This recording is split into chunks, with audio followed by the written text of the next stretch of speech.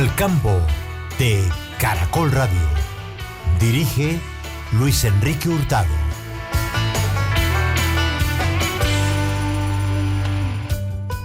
Feliz amanecer para todos los oyentes de Al Campo de Caracol Radio. Es un verdadero placer acompañarlos en esta nueva jornada informativa, trayéndole lo más fresco y relevante del sector rural.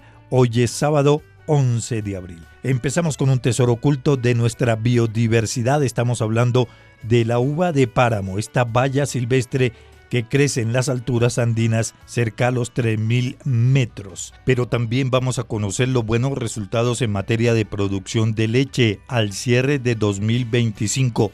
Las cifras son positivas de acuerdo con Fedegan. Y como no todo es color de rosa, pues hay una situación que está generando preocupación: la pérdida de empleos en el sector agroindustrial en el país. Y finalmente, un panorama de la caficultura colombiana ante las críticas que viene realizando el gobierno nacional.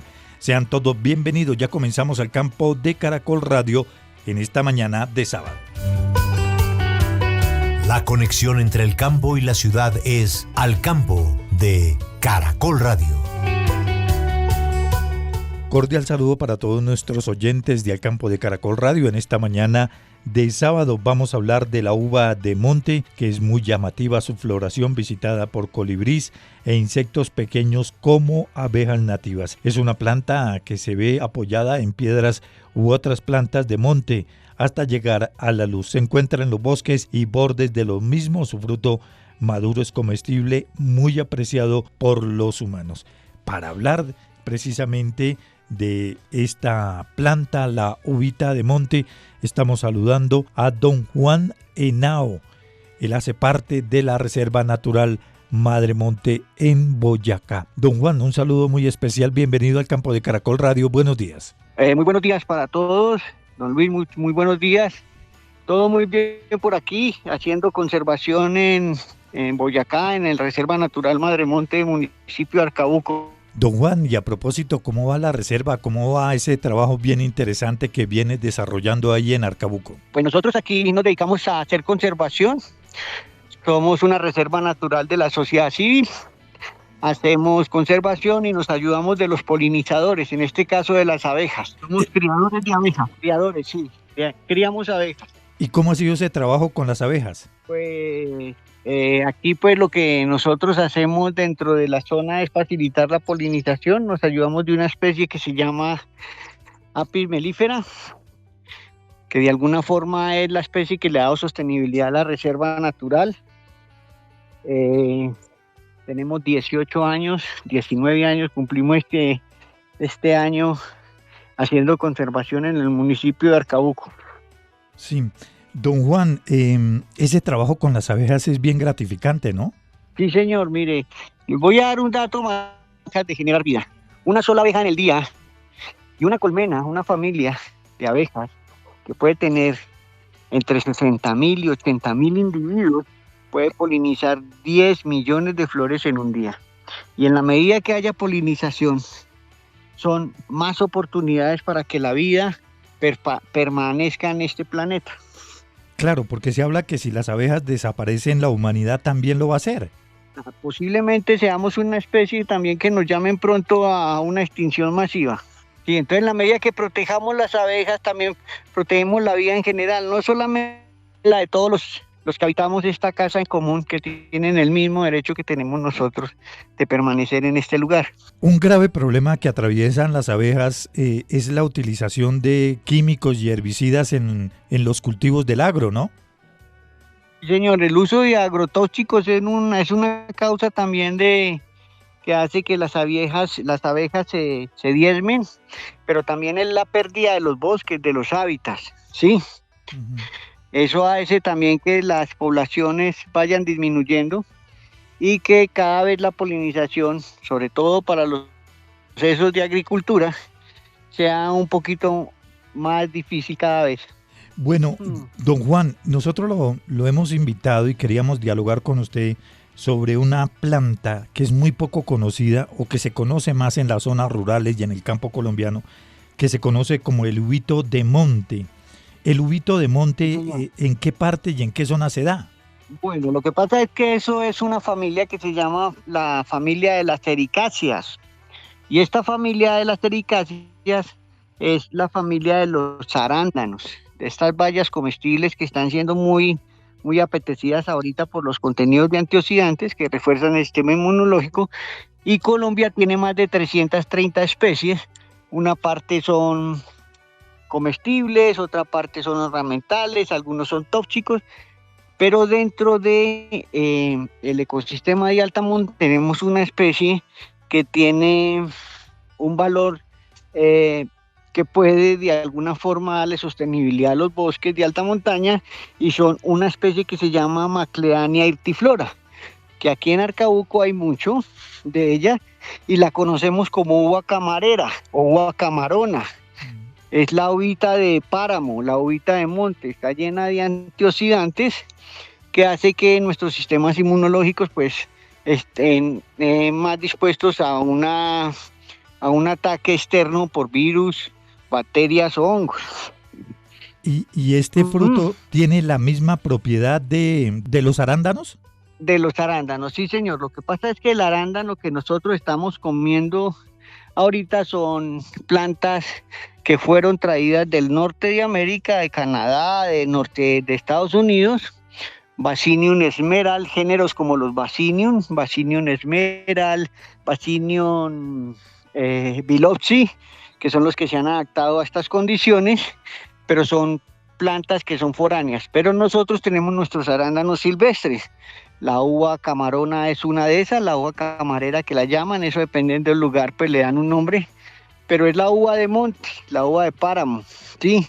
Hay muchas otras especies y otros géneros que se pueden comer también, algunas cavendicias, la uva anís que le llaman aquí en Arcabuco, pero esta en especial, la uva camarera, es una uva que tiene unos grandes contenidos de antioxidantes y vitamina C, y son nuestros arándanos silvestres, ¿sí? Claro. Entonces, eso de alguna forma lo que ha hecho también, por ejemplo, nosotros acá es que presta muchos servicios ecosistémicos esa planta, porque son visitadas por abejas, por pinchaflores, por colibríes. El mismo Tremastos ornatus, el oso andino, se alimenta de esas uvitas. Ahora, estas uvitas de monte, ¿tiene alguna relación con el mortiño que usted lo debe conocer? No, son dos familias distintas. El mortiño que nosotros conocemos acá en la zona cundiboyacense es de un género que llama Esperomeles, y son familias distintas botánicas. Lo asocian a eso porque también es una bayita y que también es comestible y que también tiene contenidos antioxidantes. Pero ese mortiño aquí en la zona cundiboyacense es otra planta, es otra familia botánica distinta. Ahora, ¿las uvitas de monte son exclusivamente de clima frío? Hay otras especies que están en el mundo. Hay más de 4.500 especies de esa familia botánica, ¿sí? El agraz también es un arándano silvestre, es del género Vaccinium, pero ese agraz también es un arándano, sí, que están bien. Pero este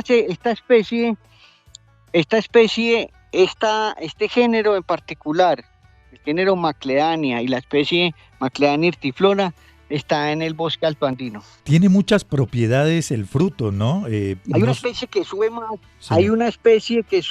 sí. Que es la Macleania rupestris, que está más hacia el páramo.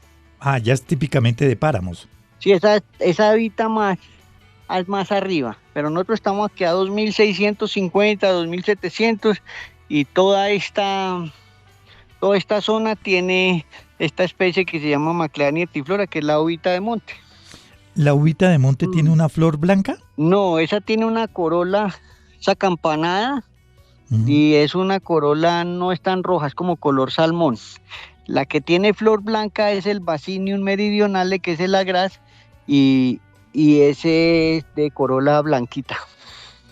Sí, señor, pero también tiene muchas propiedades medicinales, ¿no? Sí, señor, pues está lleno de antioxidantes. Toda esta familia botánica, los comestibles están llenos de antioxidantes, que es lo que hace que nuestro sistema inmunológico esté fortalecido. Y por eso está de moda ahorita. Ahorita recetan mucho los arándanos porque con los contenidos de antioxidantes son altos y eso ayuda a que nuestro sistema inmunológico esté fuerte. Como es una planta que atrae mucho a los colibríes y también a las abejas, es una planta benéfica y de muy fácil polinización. Sí, señor, pues en esta en particular, las abejas aprovechan el néctar, no le prestan el servicio de polinización. Pero las abejas, los colibríes, los libadores y otros insectos sí hacen el servicio de polinización en esta especie, ¿sí? Entonces está prestando servicios ecosistémicos muy amplios porque llega, por ejemplo, produce una flor que produce mucho néctar, vienen los pinchaflores que son los que rompen la flor por arriba, por ahí sacan néctar, vienen las abejas que tienen las probiósides más cortas, como las lenguas más cortas, que no pueden polinizar la flor, también comen por ahí. Viene el colibrí que tiene el pico largo, ese sí la poliniza, ese sí entra por donde debe entrar y aprovecha los néctares, y una vez se producen las bayas, todas las aves aprovechan, sobre todo las que comen frutas, aprovechan ese fruto, y incluyendo el oso andino, también parte de la dieta de él son estas bayas. Estas plantas típicamente, pues como usted nos lo comenta, son en zonas de gran altura. ¿Se podrían hacer cultivos en zonas de otro clima o lo ve difícil? Sí, por ejemplo, los agraces, el Vaccinium meridionale, el género Vaccinium, ya el agra ya lo han domesticado.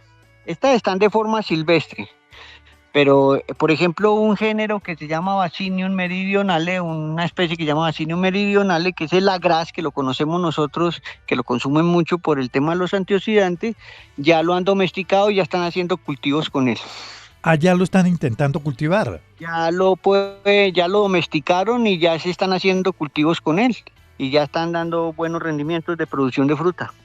Claro. Don Juan, usted tiene esta planta o este cultivo de uvitas de monte. ¿Las personas que lo quieran conocer los pueden visitar a usted? Sí, nosotros estamos ubicados, don Luis, aquí en la Reserva Natural Madremonte, ubicada en el municipio de Arcabuco. Estamos dispuestos y abiertos a que todas esas personas que quieran aprender un poco de estas plantas, que son nuestras plantas, que son las plantas nativas, y que puedan de alguna forma tener alguna información al respecto, estamos abiertos a recibirlos, sí, claro que sí. Sí, finalmente, bueno, para las personas que quieran conocer más de la uvita de monte, pero también de la reserva que usted dirige, páginas en internet, redes sociales.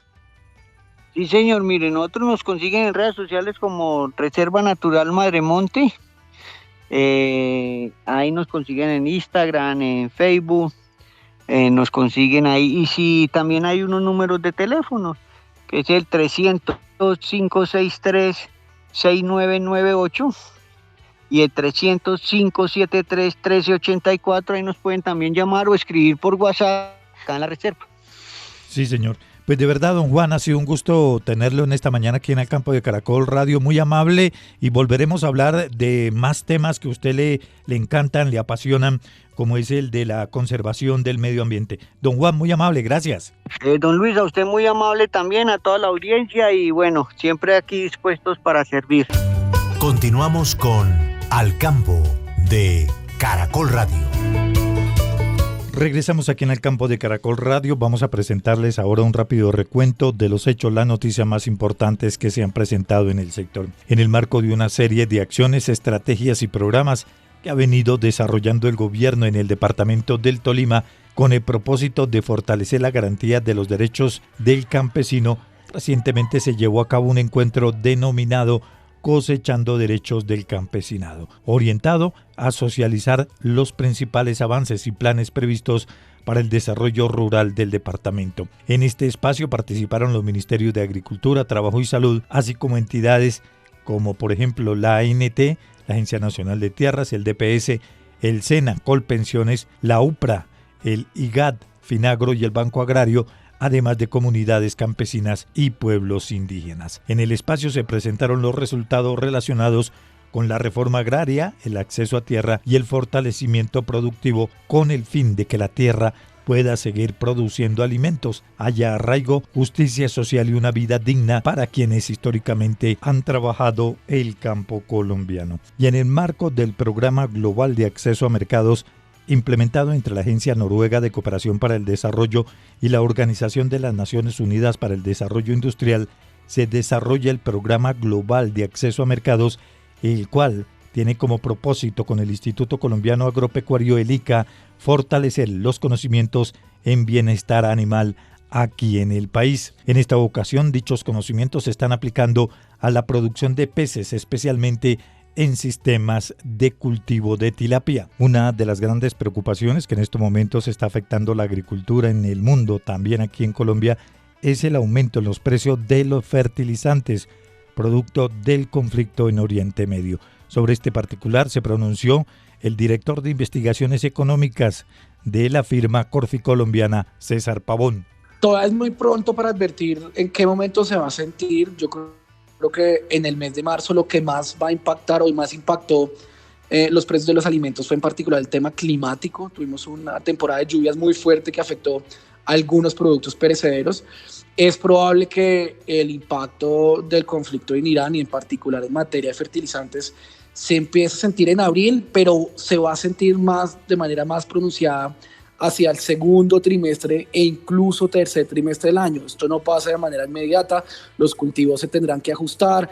Estos impactos hoy en día todavía no se perciben en el mes de marzo en Colombia, pero sí esperamos que sea una tendencia ascendente hacia el segundo trimestre y muy importante hacia el tercer trimestre del año.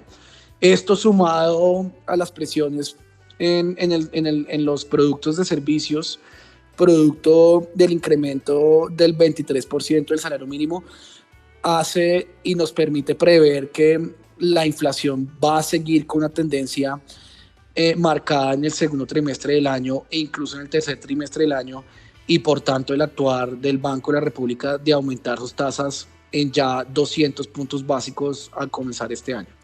¿Cerrará el año alrededor del 6? Sí, de hecho nuestro pronóstico apunta a un pronóstico del 6,5% este año, que incluso con lo que estamos viendo internacionalmente se ve como un punto mínimo más que un máximo. Es decir, que podría superar la inflación al cierre de este año en un nivel por encima del 6,5%. La inflación, nuevamente producto por la decisión del salario mínimo, pero además a esto está sumando los conflictos geopolíticos en Irán que afectan no solamente los fertilizantes, sino también de manera muy importante el petróleo, que tiene una incidencia directa en la economía, pero también de manera indirecta todos los costos logísticos, todo el transporte marítimo, aéreo, fluvial se ven afectados por este conflicto internacional. Doctor César, dos inquietudes finales. La primera, usted fin de semana, Semana Mayor, Semana Santa, una dura controversia por lo que está pasando con el agro en Colombia. Se está hablando de que, usted lo conoce más que nadie, el dato del mes de marzo donde se perdieron más de 300.000 empleos en la agricultura. ¿Qué es lo que está pasando en el agro? ¿Se está revirtiendo ese crecimiento que se dio en años anteriores? Acá creo que el principal factor ha sido el incremento del salario mínimo. El agro es uno de los sectores más intensivos de mano de obra, que más por producción mano de obra en el país, y sin lugar a dudas que más afectado se vio con la adición del salario mínimo. En la medida que se incrementó el costo salarial a un 23%, bien sea a la automatización de muchos procesos agrícolas o en otros contextos también al despido de mucha gente y al cierre de producciones agrícolas. Por ejemplo, es muy notorio en el caso de las flores, donde no solamente tuvo un impacto por los costos salariales, sino también, por supuesto, por el dólar, el tipo de cambio que está un poco por debajo de lo que cerró el año pasado. Estos factores han hecho que las empresas pues tengan necesidades de ajuste, y justamente lo que están mostrando las cifras es que el sector agropecuario es donde más incidencia se ha visto el incremento desproporcionado del salario mínimo, fenómeno que creemos se va a profundizar y se puede profundizar al segundo trimestre de este año y tercer trimestre del año, en la medida que además del tipo de cambio, además de los costos laborales, se está sumando un incremento de los costos de los fertilizantes que sin lugar a dudas va a afectar transversalmente a todo el sector agrio del país. Es decir, ¿se van a seguir perdiendo empleos? Es difícil pronosticar eso, pero sí creemos que es un momento muy difícil para el sector agrícola por los diferentes fenómenos, el factor climático, el factor tipo de cambio, el factor costos laborales y ahora el factor fertilizantes.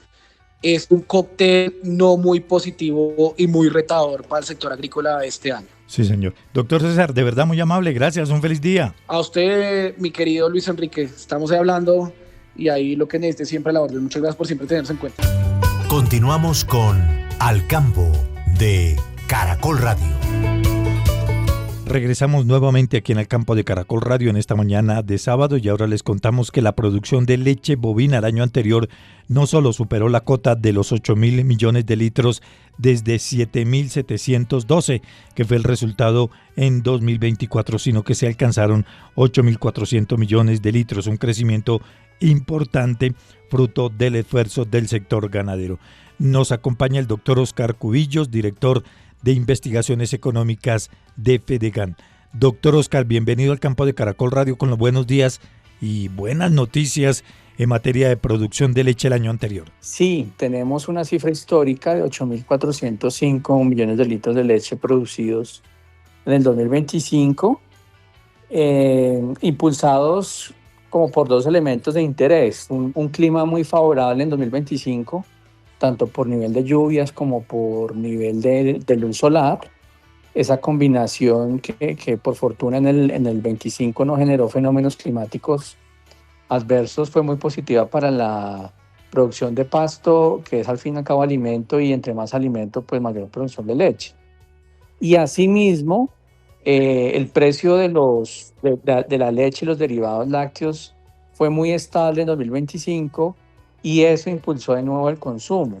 Con mayor consumo se tuvo también una cifra récord de acopio de leche por parte de la industria, cercano a los 3.500 millones de litros de leche, que también terminó pues impulsando la producción. Claro, ahí efectivamente ese mayor nivel productivo, si bien pues por supuesto garantiza la seguridad alimentaria, pues también genera unos efectos de presión sobre el precio, sobre todo también, Luis Enrique, en un año récord en importaciones de leche y derivados lácteos, 77.000 toneladas importadas. Esto está indicando o indicó que en 2025 precisamente el jalonamiento de la cadena lo dio el consumidor, como debe ser, porque se tuvieron unos precios relativamente estables para que se consumiera más leche, y los precios al productor, aunque tuvieron un repunte pequeño, no estuvieron todavía al nivel de lo que fue el 23 o el 22. Aunque repuntaron, que es importante para el productor, pues los niveles todavía son lejanos a los registrados en el 21, 22 y 23. ¿Las zonas de mayor producción siguen siendo Cundinamarca y Boyacá? Sí, las zonas en donde se registra mayor producción de leche está en el Trópico Alto, que tradicionalmente es el departamento de Cundinamarca, Boyacá, el altiplano cundiboyacense, pues, zonas de Antioquia y del departamento de Nariño, Cauca y Putumayo. Sin embargo, pues los niveles de tecnología son muchísimo mejores en Antioquia, en Cundinamarca y Boyacá, a pesar de tener mayores zonas pues de minifundio, lo que hace que pues se equilibre un poco, pero de todas maneras los índices productivos sean mejores en estas zonas del país. Doctor Oscar, ¿la compra de esta producción de leche fue por el sector formal o también hay un gran porcentaje en la informalidad? Hay un porcentaje de informalidad que ha sido uno de los problemas más relevantes en la industria lechera, también por supuesto en la cárnica. Eh, de los 8.400 millones de litros de leche que se lograron producir en el 2025, cerca de 3.500 millones de litros de leche los recogió la industria formal, todas las marcas pues, que nosotros reconocemos en el mercado. Alrededor del 10% de esos 8.400 millones de litros de leche se quedaron en la finca pues, para que se alimenten los mismos productores, los mismos trabajadores de las fincas. Alrededor del 15% se dedicó a la transformación en productos artesanales de la finca, quesos, yogures artesanales, dulces de leche, en fin, que se hacen en la finca. Y alrededor de un 35% de esa producción sí sale por canales informales, que es la preocupación que en las cadenas agropecuarias en general podemos tener con el tema de la informalidad. Sin embargo, con mejores precios al consumidor, es decir, que no subieron tanto en el 2025, el consumidor le rindió más el dinero. Recordemos que en el 25 el salario mínimo subió 9.5% y eso le permitió pues echar un par de quesitos más, unos litros más de leche líquida en el mercado pues mensual. Es decir, consumió un poco más. Recordemos que el consumo per cápita pasó de 157 litros por persona en el 2024 a 168 litros por persona en el 2025. Esto es un buen indicativo, pero sin embargo hay que seguir trabajando sobre los temas de informalidad que solamente pueden mitigarse en la medida en que haya productos más económicos, más baratos, por supuesto higienizados e industrializados para que la gente consuma de manera tranquila y con confianza. ¿Se pulveriza mucha leche o no? Se pulveriza leche de manera importante. De hecho, Luis Enrique, las exportaciones de leche fueron muy favorables también en el 2025. Sí. Se exportaron alrededor de 16.000 toneladas de leche, la mayoría leche en polvo. Sin embargo, podría aún pulverizarse más leche con el ánimo de sustituir importaciones. Es decir, en lugar de traer leche o importar leche, que es lo que más importa, leche en polvo, ¿cierto? Sí. Entera y sobre todo descremada, en lugar de importar leche, deberíamos tener, o el país debería tener mayor capacidad de pulverización para que esos excedentes de leche, cuando se tengan, más bien se pulverice esa leche y en lugar de importar, se utilice la leche nacional pulverizada en los momentos de escasez de leche, con el ánimo de generar allí un equilibrio con producción nacional. Sí, doctor Oscar, cuando hay esta clase de abundancia de leche en las temporadas de invierno, los precios tienden a bajar en las zonas más apartadas del país. ¿Eso también se presentó? En el 25 tuvimos un clima, por fortuna, muy equilibrado, muy normalizado, llamémoslo así, después de un inicio en el 24 que tuvo un fenómeno del Niño fuerte, no muy largo, pero sí muy intenso en el 24.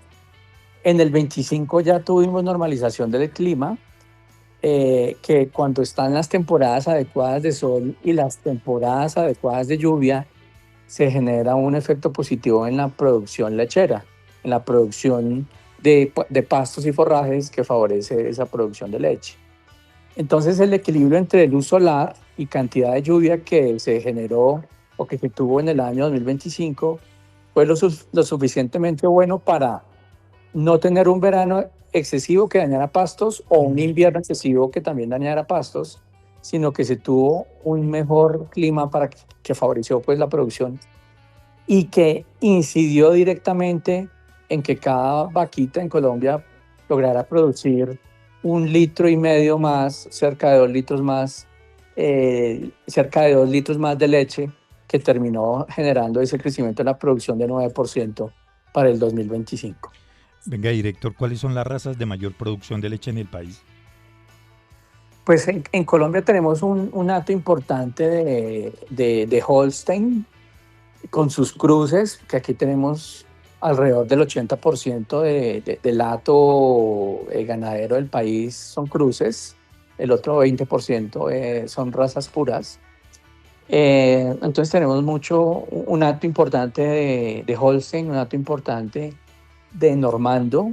Entiendo que el hato Normando de Colombia es el segundo hato después del hato Normando de Francia. Y otras razas también para el trópico bajo, como Girolando, y otras razas también de trópico alto, pero las principales serían esa Holstein y esa Normando en trópico alto como las mayores productoras de leche en el país. Ahora, con este balance, ya tenemos jugado el primer trimestre del año. ¿Las cifras podrían ser similares o con tendencia al alza en el 26? Muy buena pregunta, Luis Enrique. Hay que mirarlo con lupa porque tenemos una situación que también se está generando en el mercado de la carne. ¿Cuál? El tema de la inflación.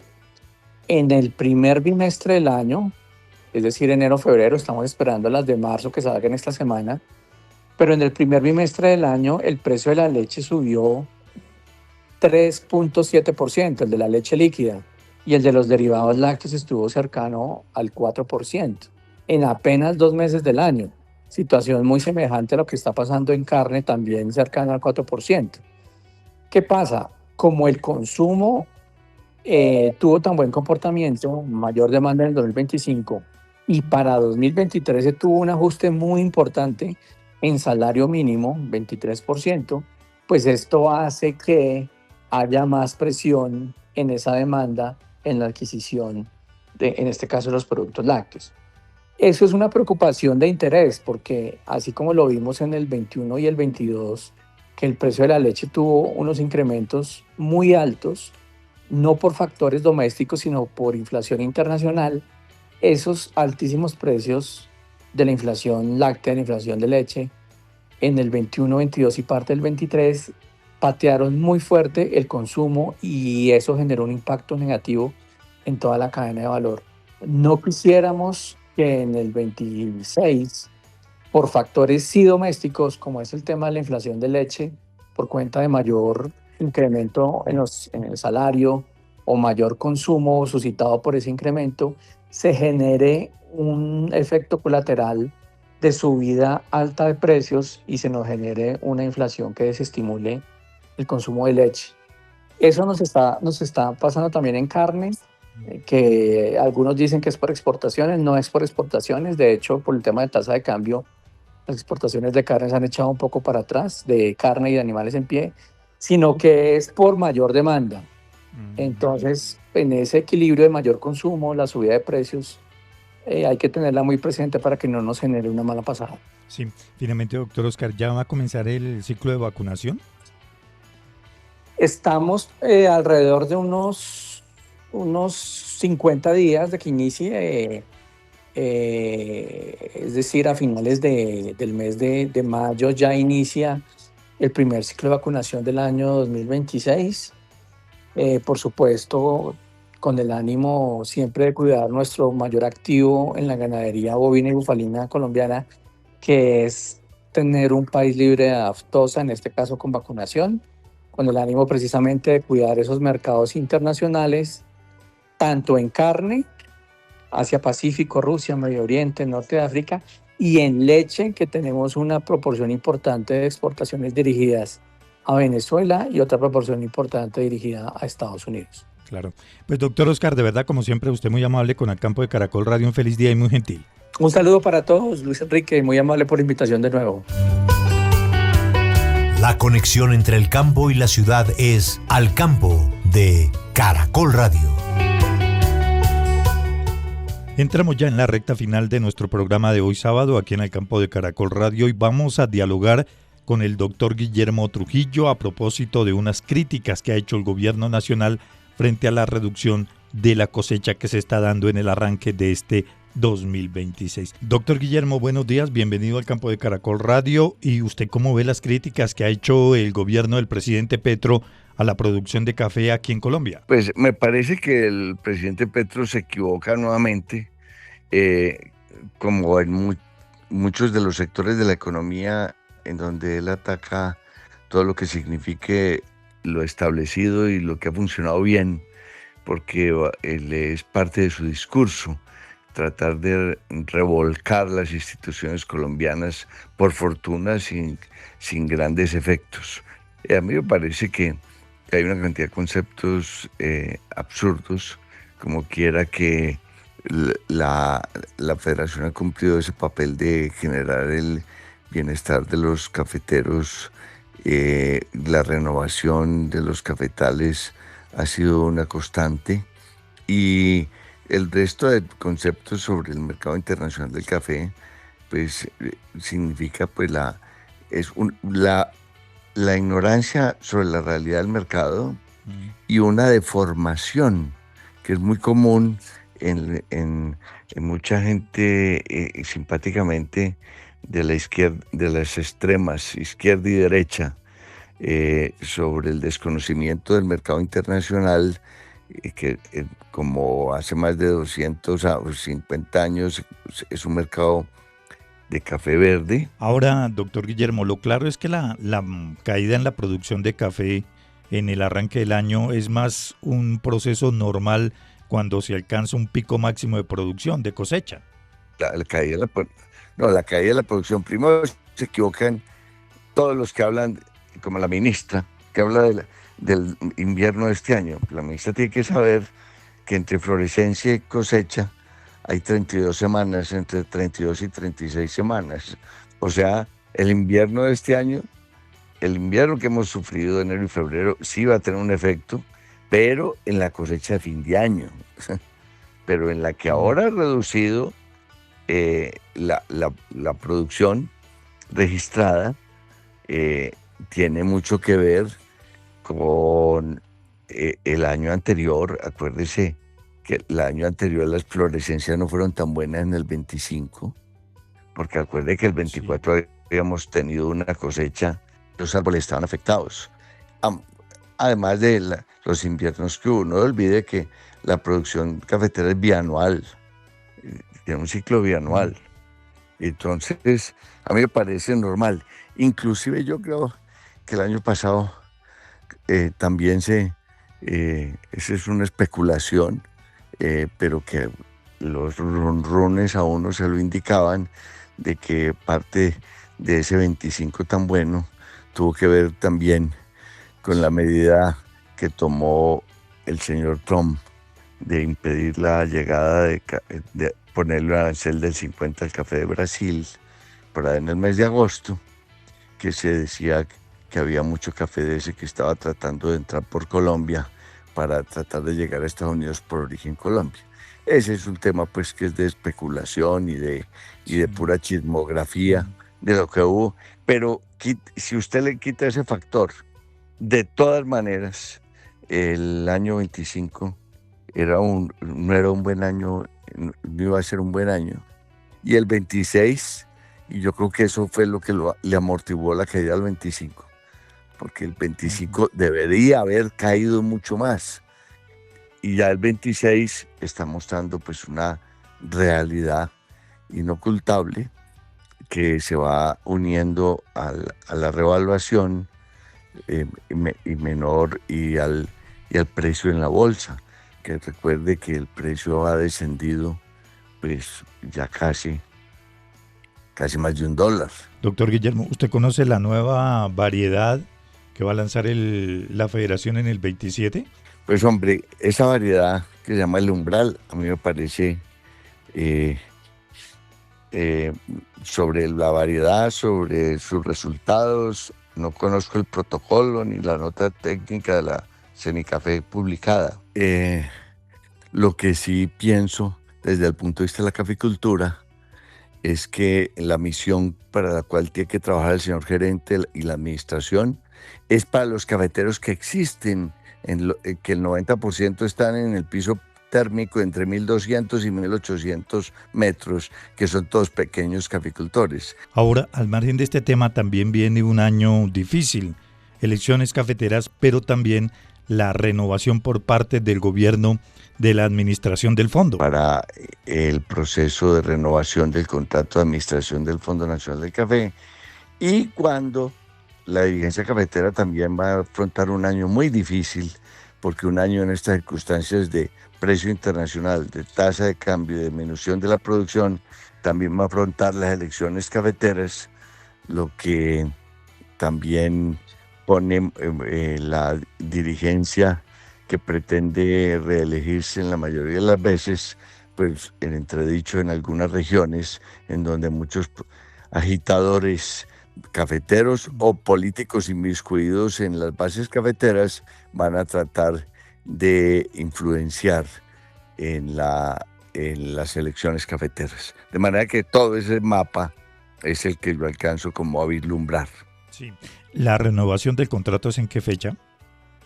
Junio. Ah, ya estamos cerca.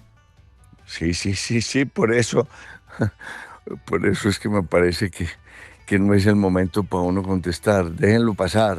Que es que ese discurso se lo conocemos, usted la sexta o séptima vez que se lo oigo. Claro. Bajando de Ocampo porque nombró a Mon y le atajó al candidato de él. Sí. Y como decía yo en la columna, pues lo que acabó de suceder con doña Laura, contenta con haber pedido la renuncia de Roberto Vélez en el 2002. Ahora relevó a la federación de su condición de embajadores plenipotenciarios ante la OIC por primera vez en 60 años, en la reunión que se celebró ahora en marzo de la Organización Internacional del Café. Todos esos factores alrededor de la importancia que para la federación tiene el contrato de administración del fondo, pues de alguna manera hay que saber administrarlos con más inteligencia y menos emoción. Pues doctor Guillermo, de verdad muy amable, gracias como siempre, ¿no? Listo. Bueno, Luis Enrique, adiós, que esté bien. Hasta luego, doctor, chao. Chao.